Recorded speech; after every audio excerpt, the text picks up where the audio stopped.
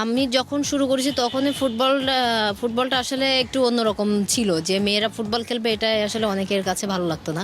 আর আমাদের ম্যাক্সিমাম মেয়েদের কাছেই শুনতাম যে তাদের এলাকাতে এই জিনিসটা ভালোভাবে নেয় না। ইভেন কলসিন্দুরের এখন যে মেয়েরা আছে তারা 2 বছর আগেও তাদের শুনছি যে তাদেরও কথা শুনতে হয়। তো আমি মনে করি ওই জিনিসটা থেকে আমরা এখন টোটালি বেরিয়ে এসেছি, কারণ এখন তাদের অনেকের ফ্যামিলি তারা চায় যে তাদের ছেলে মেয়েরা ফুটবল খেলুক। আমাদের আপনারা জানেন যে ম্যাক্সিমাম মেয়েই কিন্তু আসে নিম্নবিত্ত ফ্যামিলি থেকে, আর তারা ফুটবল খেলতে আসেই কারণ হচ্ছে তারা চায় তাদের ফ্যামিলিকে সাপোর্ট করতে। এখন তারা যদি ওই জিনিসটা এখান থেকে না পায় তাহলে তো এত কষ্ট করে কোনো লাভ নাই।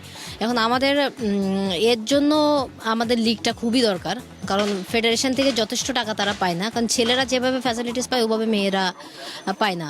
তো আমি মনে করি লিগটা হলে তারা নিজেরাও কিছু করতে পারবে, তাদের ফ্যামিলিকেও সাপোর্ট করতে পারবে, এর জন্য লিগটা খুবই দরকার। যেসব মেয়েরা নিম্নবিত্ত থেকে আসে তাদের ফ্যামিলি চালাইতে কিন্তু 50,000 60,000 টাকা দরকার হয় না, 10,000ও অনেকেরই হয়, 5,000-এও অনেকেরই হয়, 15,000-এও অনেকে হয়ে যায়। তো ফেডারেশন যদি এই সাপোর্টটা অ্যাটলিস্ট দেয় তাহলে প্রত্যেকটা ফ্যামিলির জন্য খুবই ভালো হবে। আমি সবসময়ই বলে আসি যে ফেডারেশন যে স্বপ্নটা দেখে যে বাংলাদেশ ফুটবল বিশ্বকাপ খেলবে, তো আমি মনে করি যে সেটা মেয়েরা আগে খেলবে।